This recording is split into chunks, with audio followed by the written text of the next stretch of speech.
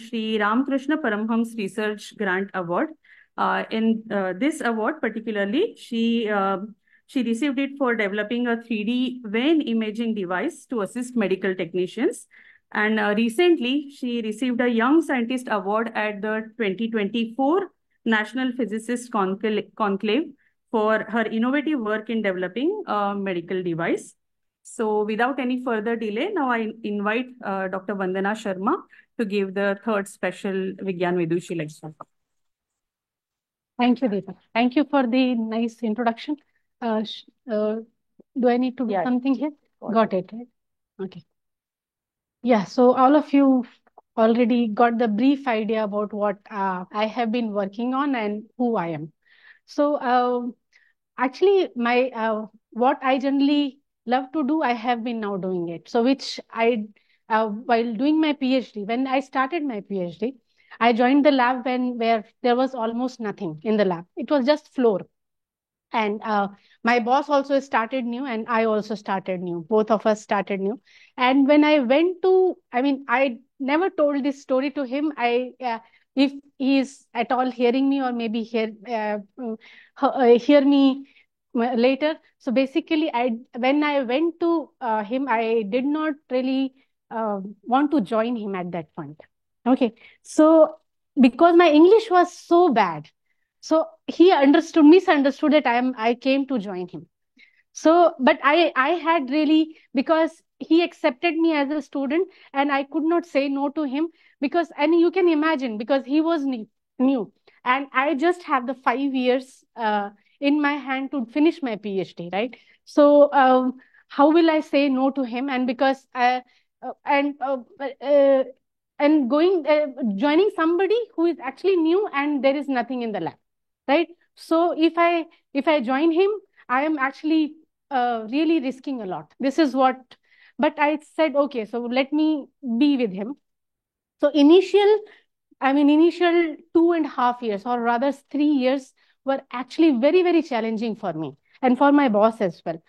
So almost every day we used to open the chamber. Almost every day we used to optimize the data which we want to do. I mean, we were trying to make the reaction microscope. I mean, you will see that what we have built during my PhD. I mean, a part of it, but now I have made it a little complete.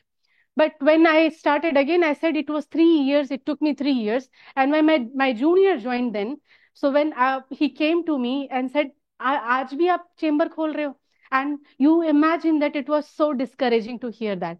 But trust me, I mean, once the setup was ready, it worked like a factory. So my PhD data is just for 7 days. I did my experiments for 7 days, and that those are the ones which are written in my thesis. And I'm actually very, very grateful to Bhas, my PhD supervisor, that actually, and I'm also very thankful that I did not know English then. Huh? So because I joined the lab where I could do something which I really want to do. I want to develop something. I always want to, I mean, because that is the one which you see directly, right? Something which is working, right? So I can see directly that this is working. And right after joining IIT, I have been doing the same thing. So I translated fundamental, whatever I learned in fundamental science, I translated to the application. And this is what has been really very, very fruitful since post-COVID. It had been very, very fruitful for me. I mean, towards the device development. And this is what so the today's talk actually is towards the thing which we want to see, the something which we are not able to see, but try to image. And how do we see that? And we start with the atoms which you cannot see. So how can you see that? And then the medical imaging, where you see something, but still you are not able to see, right? So that is what we will be targeting today. So I am from IIT Hyderabad. Already Deepa had told. It is okay. It's not moving. Uh, I think I know why it is not moving.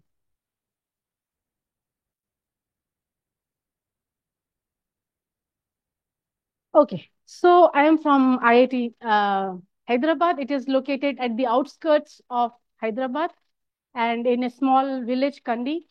When it started, there was only three buildings, and now it is very beautiful campus. Do come there, and I think one of the students, one of our students, yeah, she is here already. Disha is already here, so she can actually tell that this is actually a very beautiful campus. And yeah, so in when I started again, there was nothing. I mean, same as, so this is what my fate has been decided. I mean, 'cause when you start, there's nothing, but you eventually build. So at least I know what I want to build, I want to make, and I don't have to compromise. That is what the God has given. This is what I am destined to do. Now, so today's talk actually will be on the imaging something which we can't see. Okay, so the components which we will be using today, basically, because we are starting with something which is small, atoms and molecules. So to see the atoms and molecule, you have to put the atoms and molecule somewhere where you can cut it, right?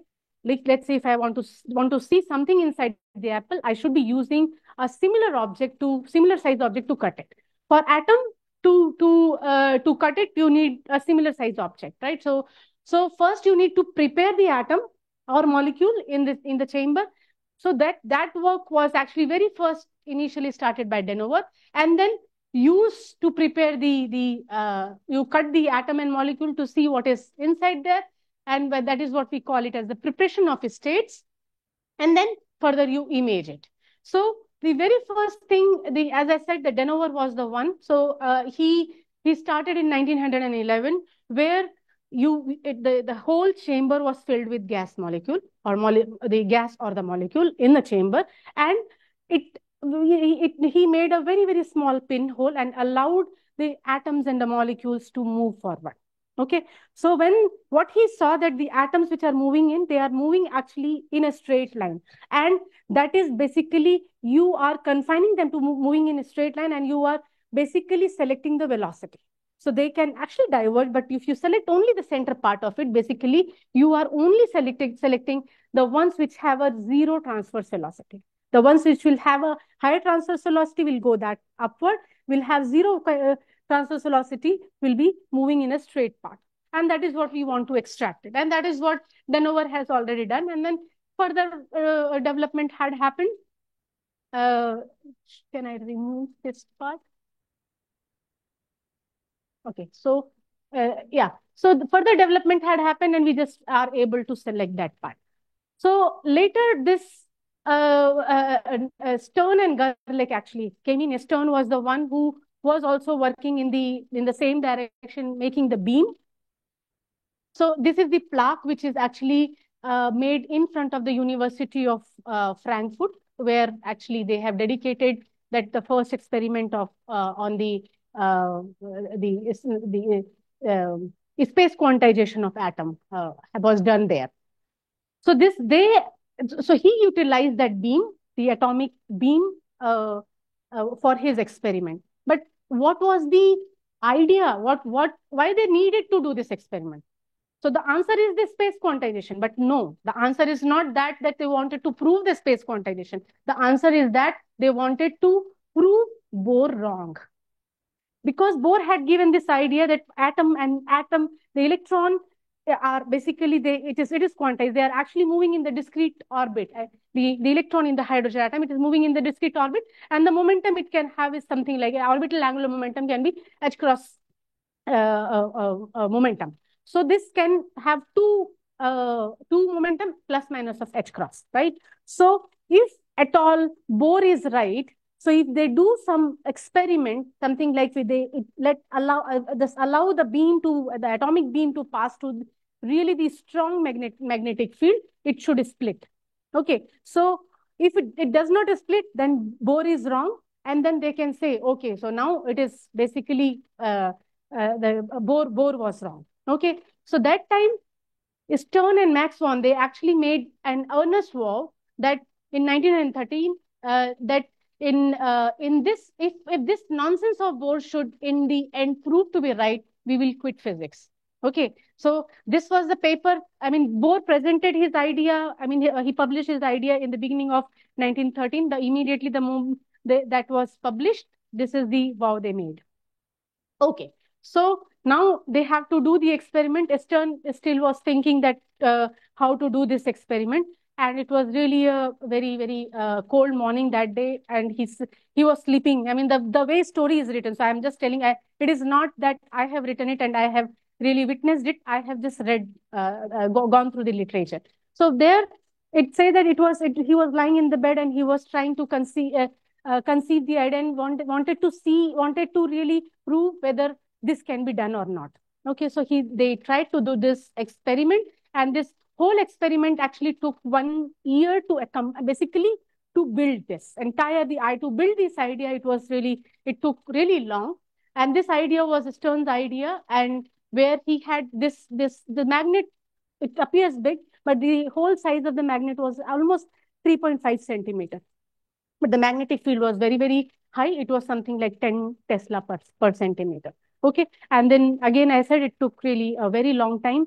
And in the same way, I took 3 years. I really am proud that, I should be ashamed, honestly, because they took only 1 year when there was nothing. And I took 3 years when lots of technology was already developed. But yeah, but it's fine. Okay. So at the end, we see the result. Yeah, so ultimately, when they did the experiment, this experiment was done. So they had this oven, I think. No, so there was the AG atom oven where you have they should have done this experiment with hydrogen gas, but hydrogen atom is not easy to make. Okay, so the easiest atom was available was silver atom. So they boiled the silver atom and then allowed the silver atom to pass through one slit. Then again, they put one more slit to just select one of the only the ones which are passing through one line. And then they allowed it to pass through the really inhomogeneous magnetic field. And what they saw, actually, the two beam actually is splitting. Okay, so they did not see that the two beams are splitting. When they saw everything was done in vacuum, the vacuum was something about 10 power of minus of 3 torr. Then, so when they vented the chamber, when they looked at this screen, there was nothing. And then Stern actually threw this screen, saying that it's nothing, and all this experiment is actually wrong. So then Gerlach actually held the screen, and Stern was just behind him, and Stern's salary was not that high that time. I mean, even now, that time he was assistant professor in Frankfurt, and what he says that his salary was not that high that he can afford really a very costly cigar. He was smoking a very cheap cigar which had higher sulfur component in that. So and he was a chain smoker. So when when he saw that film, there was a silver deposit on that one, right? So when he saw that the film, and then with his breath, he baptized that screen, and then you start seeing that the two beam appearing. So the splitting of the two. So then he was very happy. I mean, some sense, yeah.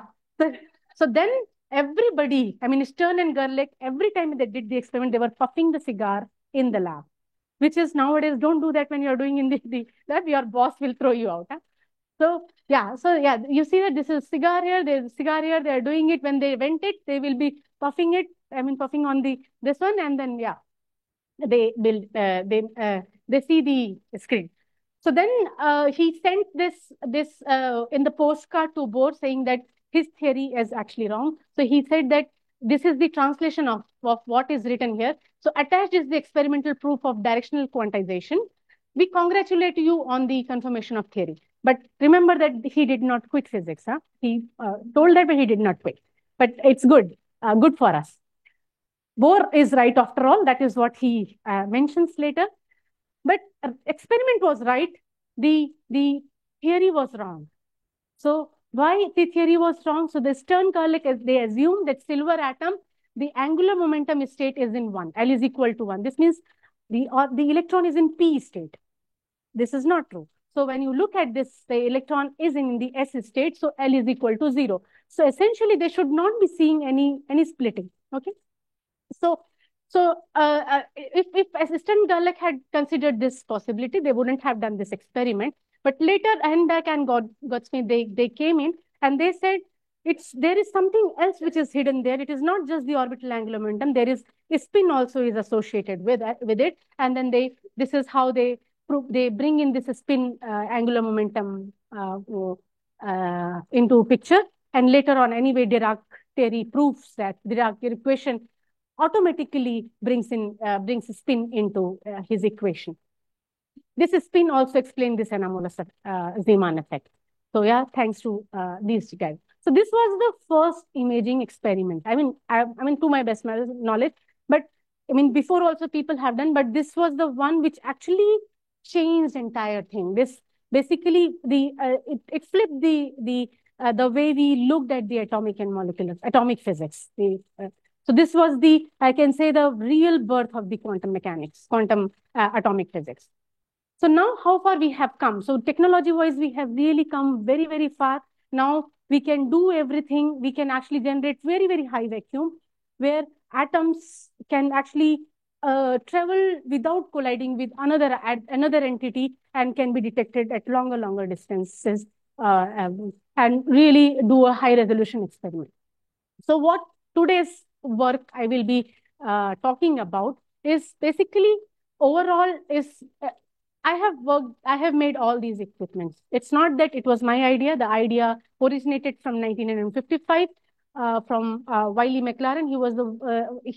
He made his very first. It was not really the first time of flight, but the way he had made it that you can actually focus the space focusing was done. Basically, if you have a same ion born here, same ion born here, same mass by charge, so they should be reaching at the same time. So that space focusing was done by Wiley McLaren. Eventually, this gives you only one-dimensional information of the atoms. You want three-dimensional information. So three-dimensional information was given by reaction microscope and was built by really many people. But these are the leaders for developing reaction microscope: Joachim Ulrich, Donner, Robert Moshammer. So I have worked with Joachim and Robert. And then I will be taking only this part of it, which is the velocity map imaging spectrometer, which I will be discussing the results on. The very first idea actually originated in 1987. In 1997, it was the improved version of it, improved version of what they have made it. And again, it was accidental. So they had this Wiley McLaren time of flight, and it had lots of meshes there, and one of the mesh was broken, and that way they got this focusing coming into picture, and there it gave the birth to the velocity map imaging spectrometer. You will see that what I'm actually mentioning it. So today's whole talk is about the imaging something we cannot see.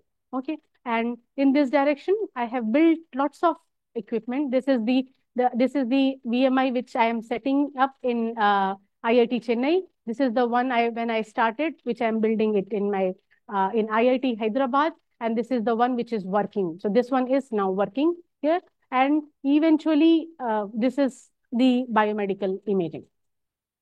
So today I will be taking only one experiment where you design the velocity map imaging system, you calibrate it and do the real experiment.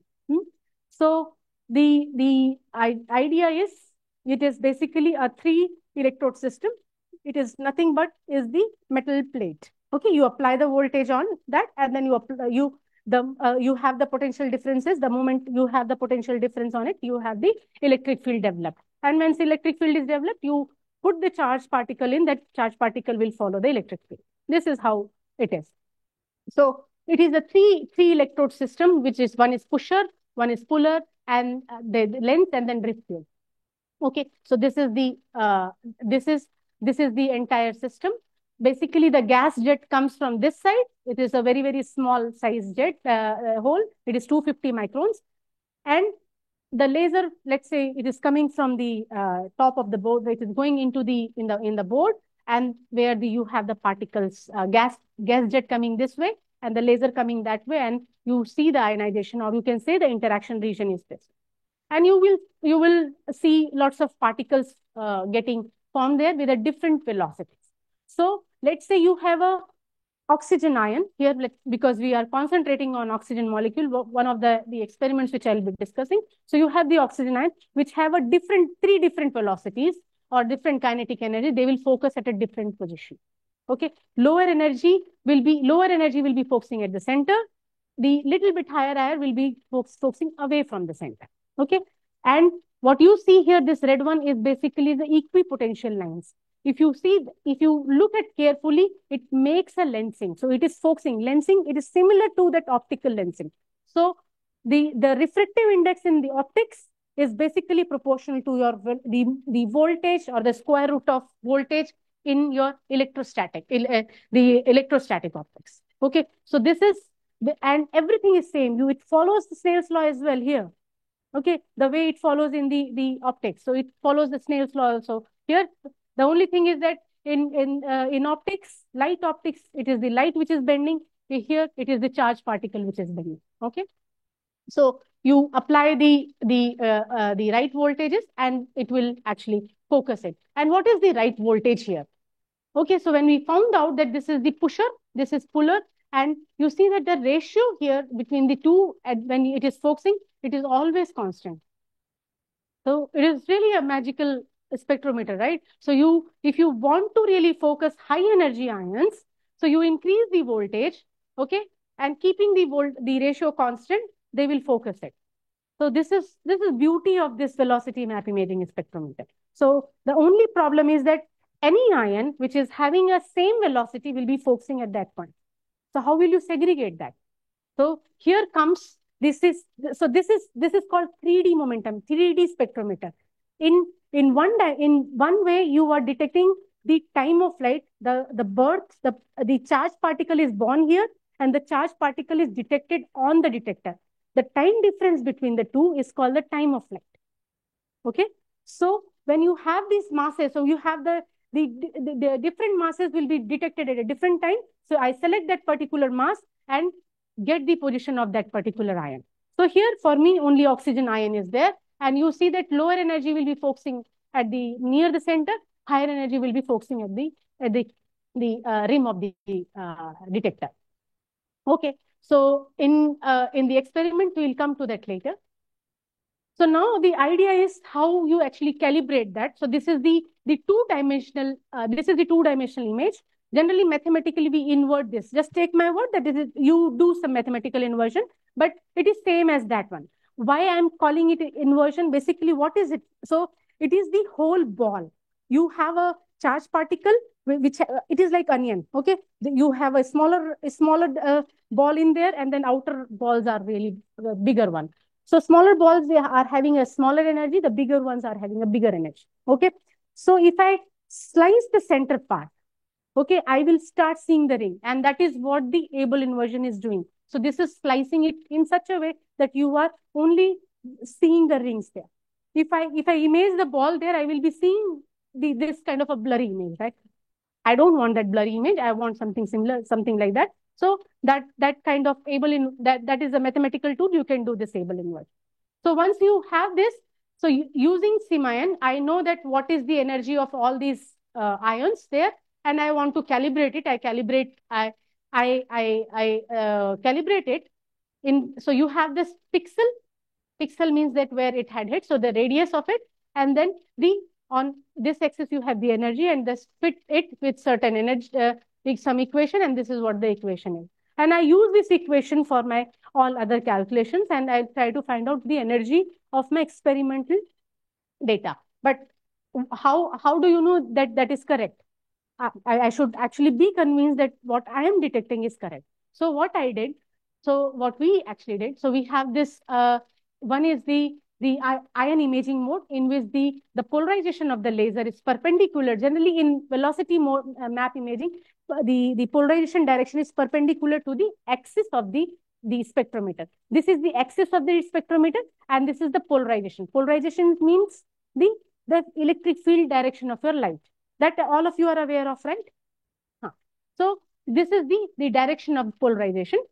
And now you turn the polarization direction, and I call this as the time of flight mode. Okay, so most of the ions will now going along this at the time of flight axis. So this has already been proved. People have used this time of flight equation to get the kinetic energy conversion, and I get the kinetic energy.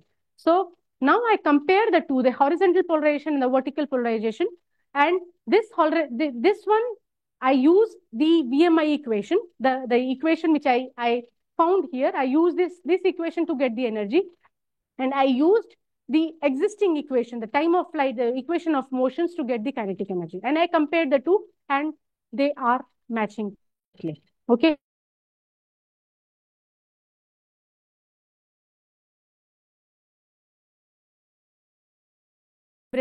Now come to the real experiment. You have the oxygen molecule, and you have this laser intensity, something about 10 power 13 to 10 power 14 watt per centimeter square. The wavelength you can change from, you have 800, you can have 400 as well. The second harmonic of the 800, and then pulse duration is 25 femtosecond. Repetition rate of the laser is 1 kilohertz, and the focal volume where it is being focused, laser is focusing, it is 100 micrometer, and the background pressure is something about 10 power of minus of 8 millibar. It is very, very good vacuum. Okay. So now we have this is the interaction region. You get the ions formed there, and you detect them on there. So I detect time of flight and the position both.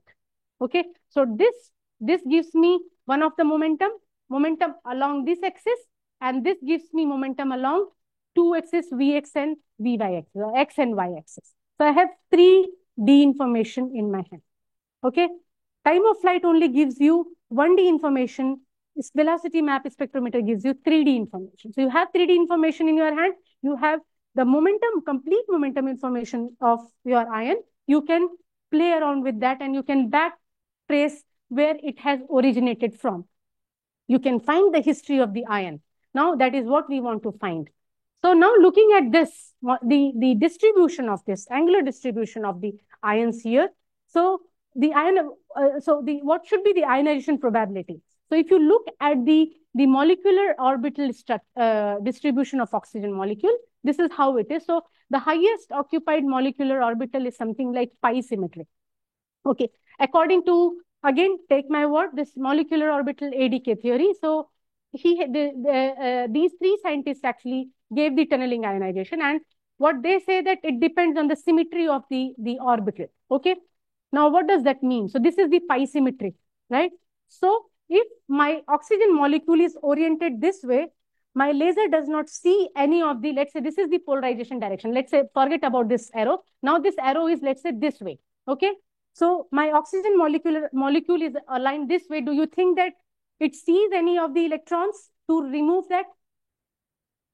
No, right? So, but the moment, let's say my oxygen molecular ion is aligned this way, which is 40 degrees. So this is the electron density, right? So it sees the electron density along this direction, and it will have the electrons to remove. So it will be ionic. Okay. So this will have when the internuclear axis is aligned 40 degrees, then you will have this the ionization possible. Electron will be removed. Once the electron is removed, this oxygen this molecular ion is in the excited state. It will start to dissociate, and you see the 4 lobes coming in there. Okay. So what you see, the outer one is from the 4 lobes. This corresponds to something about 1.2 eV. Okay, so we are not concentrating on the inner part of the lobe because there are lots of energy levels which are participating in there. We will concentrate on the part which is you see in the dashed circle. Okay, so now when we increase the intensity, so what is happening? We started with lower intensity. We see 4 lobes. When we increase the intensity, the lobes are coming closer to each other. Okay, so the lobes are coming closer to each other. So what is happening? Are we actually are we removing some electrons from the inside? So in my opinion, I mean, we need to really look into it, that whether we will be able to remove the electrons from there or not. Okay, so when we looked into the possibility, that when we look into the ionization potential of HOMO and HOMO -1, HOMO -2, so the HOMO is something like 12.5 eV. Okay, and it requires about 10 photons. Okay, so I think I forgot to tell the photon energy is 1.5 eV. Okay, so it's a multi-photon or tunnel ionization which is happening here. So you need at least 10 photons to really remove the electron. And for HOMO -1, you need 15, and for this one also nearly 15. So for that, you should be having more and more intensity of the light. Okay, that you do not have. So then you are actually be with this that HOMO ionization. Then what is happening there? Then we say that is there might be some alignment which is happening in the presence of laser field. Okay, so we call this as the post-ionization alignment, and that depends on the intensity of laser, pulse duration, and the effective dipole polarizability.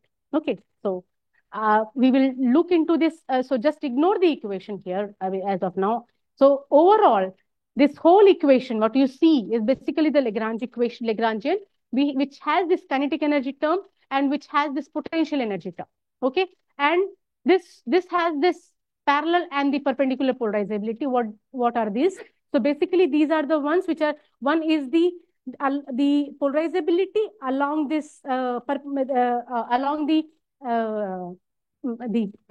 laser polarization, and one is perpendicular to the laser polarization. Okay, so this delta, so here when the whole molecular ion is basically getting dissociated, okay, so there is some kind of alignment which is happening.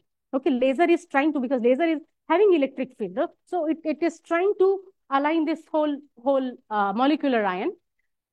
So now this means this delta alpha, which is the difference between the alpha parallel minus of alpha perpendicular. So if it is positive, this means it is getting aligned. If it is not positive, then this means it is not getting aligned. Okay.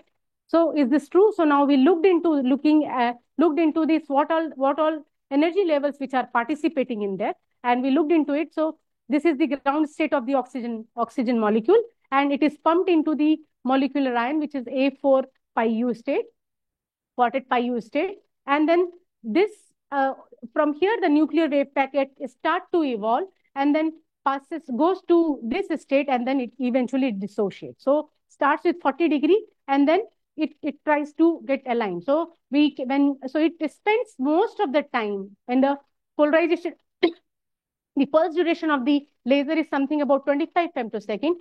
During that time, it is spending most of the time in this A4 pi U state. And we looked into the polarizability. So this is positive. So molecular ion is rotating. But when you change the wavelength here, molecule is not getting aligned. Okay, so okay, so here when we looked into it, so these are basically the lobes are there, but lobes are not getting coming closer. So this is the 800 nanometer, this is the 400 nanometer. So here we don't see any post ionization alignment. So why so? Again, we looked into these levels which are involved. So you have this it gets pumped into this pi U state, where one electron is already ejected, and then whole nuclear wave packet start to evolve, and then molecular ion start to dissociate, and then it passes through this state where it spends most of the time. And when we calculated that the polarizability of this state, it is partially negative.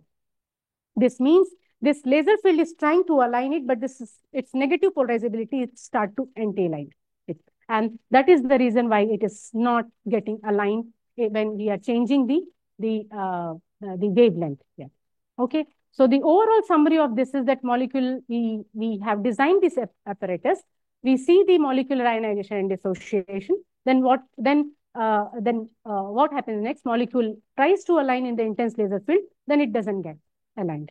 Okay, and this actually has been experimentally we observe it, and also it is in line with the theoretical model. Okay, so this is the result of the fundamental science which we have, fundamental experiment which we have done. Now coming to this medical device for this societal benefit. So this idea actually was conceived during the COVID time, where all of us have faced this pain of getting IV done, or getting the blood diagnostic done. So here, most of the time, what we see once the nurses make the second time error is higher. So once, because the nurses also get stressed out and they get anxious, and then human error will start getting more and more prone. So now for that, actually, we made this setup. The key ingredient of this whole equipment is basically, first was the skin model. We have theoretically developed that, and then we designed this optical setup there, and we imaged it. After the imaging, we collected lots of data to train it so that we can actually minimize this computation time. Then we have this 3D reconstruction, and we added the robotic, so that robot can actually do the job of IV. Okay, so whole idea is basically stereo imaging. I mean, because we have two eyes, so that is the reason why I'm able to see all of you. The depth I am able to perceive, right? So if I would have just one eye, I mean briefly one eye, so I will not be able to perceive the depth. Eventually, brain trains itself. The depth is eventually trained by the brain. So the same idea we want to implement here. We want to employ the two cameras there. It is like the stereo eyes there, and then use the infrared radiation to image the veins. Just with the visible radiation, I cannot see the veins. So you need the infrared radiation to see the veins. So, so this is what you see, that in the using the infrared light. So once you collect the data, so this is how it appears in the camera. But this is I mean, maybe for the expert it is good, for us it is not good. I mean, we feel that it needs really a lot of correction. So we tried to use a lot of filter, but still it was taking a lot of time. Nurses don't have time. Technicians don't have time. Everything has to be given in real time, right? So there our team came in. So we actually we developed the AI model where we remove everything. Every background is removed and only the veins are being detected. Okay. And then what you see here is just the vein, and it is in real time. What you see is in real time. Everything is removed. And this whole data was trained almost for 10,000 to 12,000 data points. So imagine that we have actually sampled those many hands, okay, in last couple of years. So once you have that, so this is the single image I'm talking about. Now you have two such images, two such camera. Now you have to process the image from two such cameras, right? So once you have these two cameras, so processing and everything is done. So you have this, you need to calibrate the camera. One of the camera might be different from other, right? My one eye does not see exactly same as the other eye, right? So you need to calibrate it here. So the calibration takes care of the aberration, and also there are any kind of distortion it is taken care of. So there are two kinds of parameter, intrinsic and extrinsic, that is taken care of. And then once you have the camera calibration done, you generate one of the so you have these two images. Now you put them together and you see that how much are they overlapping, and from that you actually get a rotational and the translational matrix and try to generate one from the other. If I apply the rotation and the translation on one of the images, I should be getting exactly the same image of the other, right? So whether I'm getting or not, it is actually seen from the overlap, and overlap was quite well. So this we call it as the key point matching. And then once you have these two images perfectly matched, you get the depth of the veins. And this is what you see is the depth of the vein. So I can now see that what is the depth of my vein. So once you have this depth ready, so this is the overall workflow. You start with the stereo images, which are processed. You extract the region of interest. You extract the veins. Then you generate the depth image, and you have this 3D image. And then this 3D is fed into the robotic arm, and robotic arm will be doing the job. And I will show. So now it looks very big. Now we have actually made it very, very small, very, very handheld. So I will show you a movie here.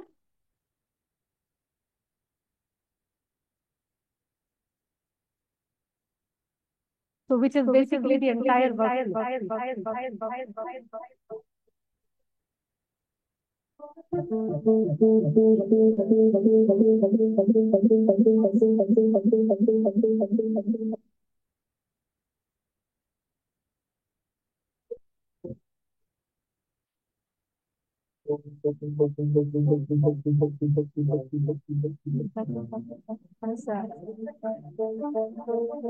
Get it is getting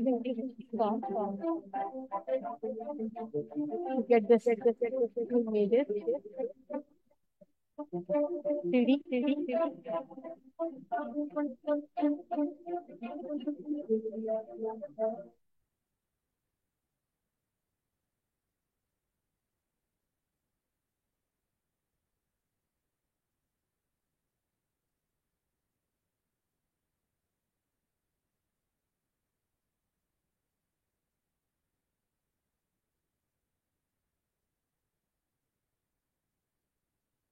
This was the older version.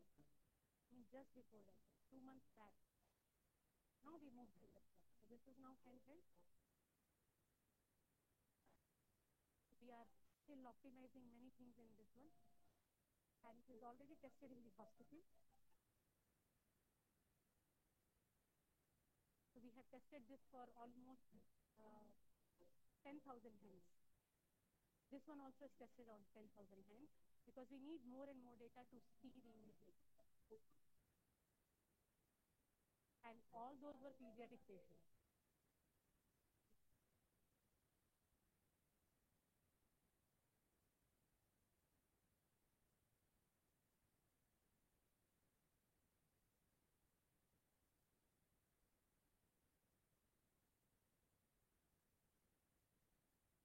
We will integrate this robotic arm with this small tech. So this is to really empower our technicians. And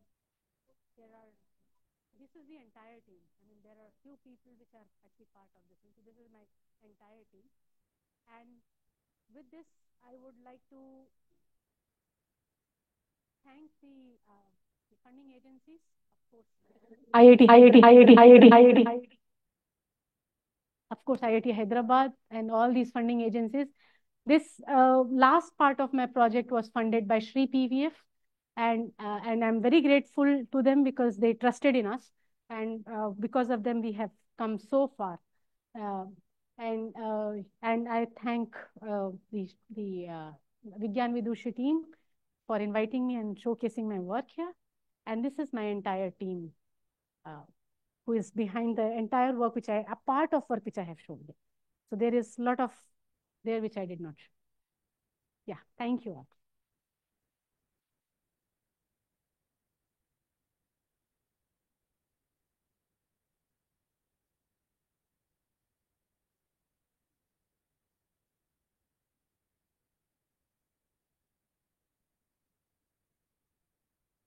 Right.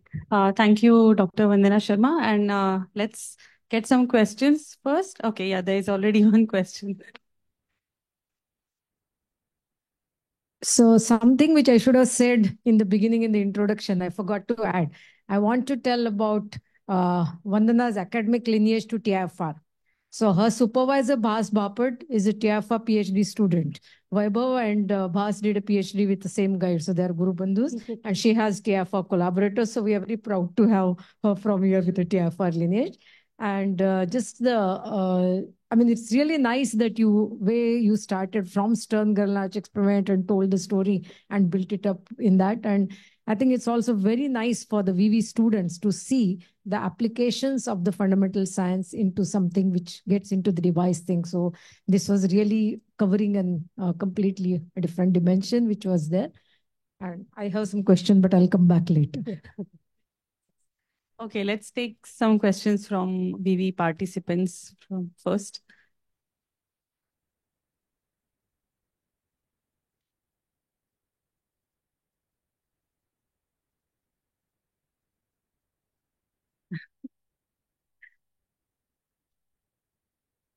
Ma'am, in this slide, you showed us a table of the V pusher, V puller, and the ratio. Yes. So I just wanted to ask, what are the constraints that we have on the ratio? Like, can it be any ratio or? No. Actually, it is somewhere what we found out is somewhere about 0.7 to 0.75 it was there.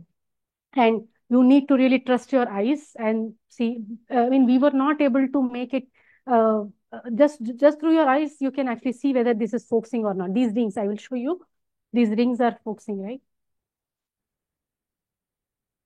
So what I did for the, okay. So generally when this ratio, where is it? My computer is slow. My hands are faster. So what this ratio when we are looking at, so I mean theoretically it is this only at 0.74 it was we were getting. Okay, when you look at the experiment, it is not exactly 0.7. It was a little bit maybe 0.72, 0.735, something like that. But here, how do you see that whether it is 0.74? So you just zoom in this part and you just try to see that all the particles are getting focused at one point. So when it is focusing at one point, so the moment you change this ratio point, let's say 0.73, if you are making, they will start diverging. If you make say 0.75, it will be diverged. So you want all of those particles with the same velocity to focus at one position, and that is what we have. So it is 0.7. But experimentally, you need to trust on your eyes. Where I mean, it was very something about 0.735. I remember that. It was pretty close to that. And that might be because of, I mean, generally, why it doesn't match? Because experimentally, there might be some kind of a space charge effect which are happening. Because this takes care of everything without the space charge effect.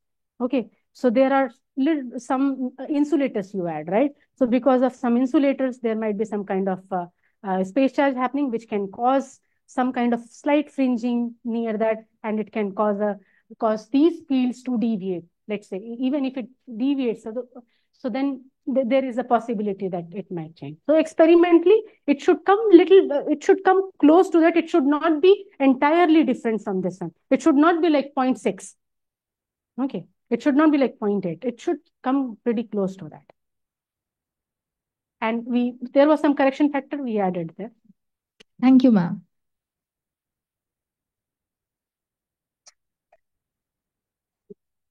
Ma'am, so you used near infrared imaging, right? Yes.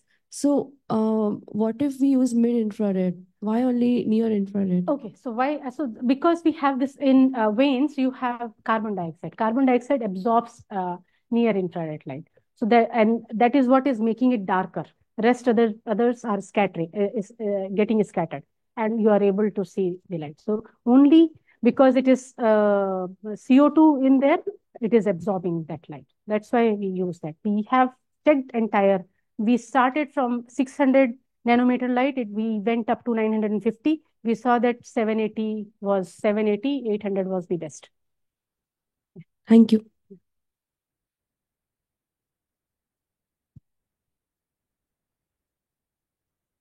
Ma'am, in ion and ion inverted image, like what is in between the What is, sorry? ion and ion inverted image? Yes. Like in 2D ion inverted image, what is in between the circle? Like two dots. This one is just wrong.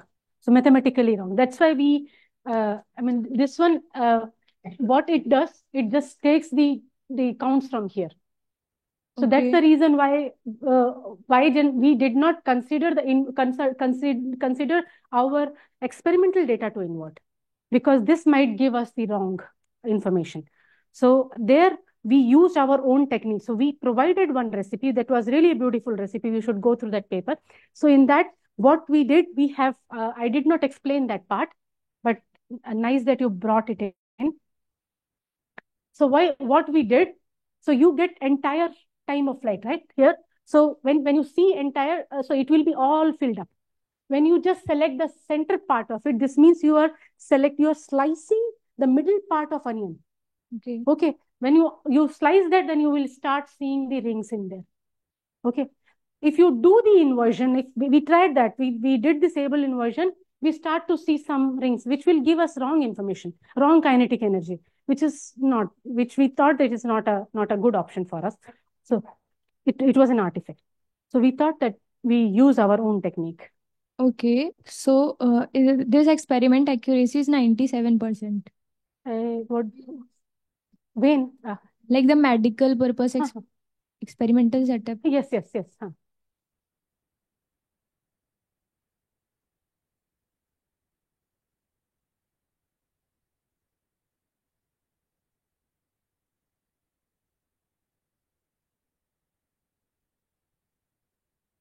Yeah.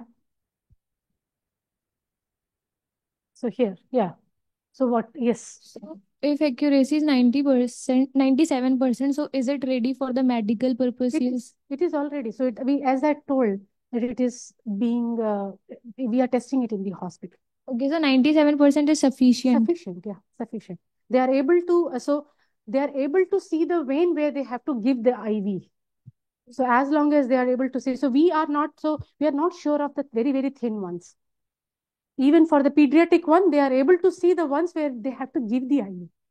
So then this is ready to, nurses have tested it. Okay, thank you. So actually, I was also going to ask you this something similar, because 97 is in general, okay, 97% is in general not a good number in the medicine. They look for, better that fractional accuracy. So I'm sure that it's already in use is a good thing, but then you may also have methodologies to improve it. Yeah, we are So what is the plan for that? Okay, so we are, now we have to trust only on the AI data. So we have to collect more and more data so that we can actually train our model more and more. So the more we get the data, the better it will be. So at this point, when they use it, do they make a combination of use this more for a guiding and do it, or that is only guiding? Because that's this robotic wala, because it requires ethical clearance. Yeah. So and it takes almost 8 to 9 years. Or yeah. maybe So 10. right now it is an additional thing. It's It like is an using a lens that Exactly. it gives you, lets you see the thing. So it's very So for useful. pediatric, they use the red light, which heats up the kid's hand. So then for them, it is like a boon. When we gave them, they were very happy. Okay. They were very, they said, oh, this is really a boon for them if we can donate them. So we said the only device which we have, and we cannot as of now, but later on we will think of definitely giving them. And just another point, you also had some other work which you filed patent for. You want to say some few words about it? So, one was in this one. The other one is basically with one of our TIFR student. He is now the scientist there. So he is making a drone. So my part was to attach my equipment in there in the field, so that the small mass spectrometer can be taken in the field and actually can detect. Let's say we have this अभी जो that asbestos ka jahan pe, there was one where our team also went there, right? So some earthquake hua tha na, very recently. So there was most of the other countries, they brought their mass spectrometer, and they somehow knew that there is a asbestos exposure which actually settles in the lungs, and it really makes life hell for those who are actually these areas there. So then we did not have that kind of tool. So if we can actually put something in the drone. So drone there are 6 motors, right?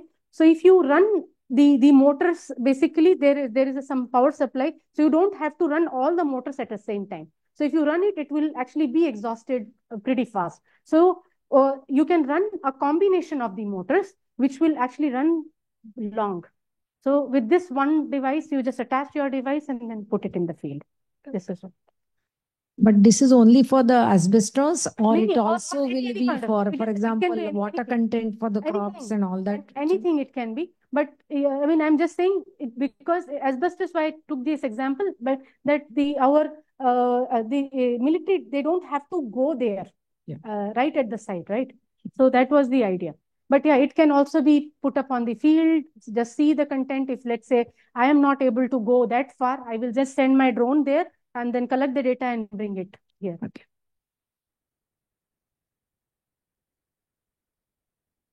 Any more questions?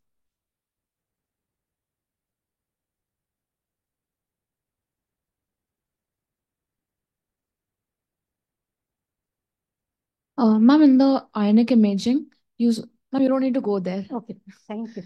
Ma'am, you said we can like compute the three-dimensional momentum and so the velocity. So, but we will be limited in calculating the position, right? Because you said we can trace back our way to the original position of the ion. But Limited in the sense? because of uncertainty principle. No, this is the hit of the ion. So it is basically not, I'm not looking inside. So it is the ion which is hitting on there. We have this time of flight and the position of hit of the ion on the detector. We are limited by the detection capability of the detector. Okay, but we are not, it is not the other way that we are limited by the uncertainty principle. So it is the capability of the detector. So it can detect up to 500 microns. So it is good actually that way. And in time it is again 0.5 nanoseconds.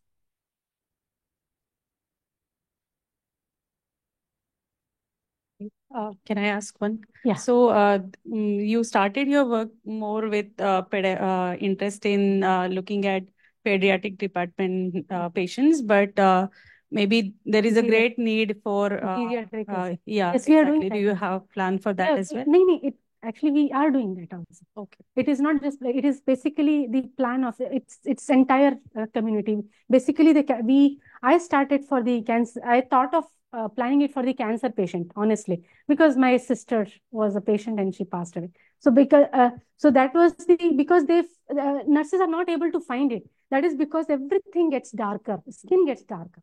So if we can use this device just to visualize the vein also, it doesn't have to be robotic. If they can see the vein, they can actually put the medicine in the veins. Yeah.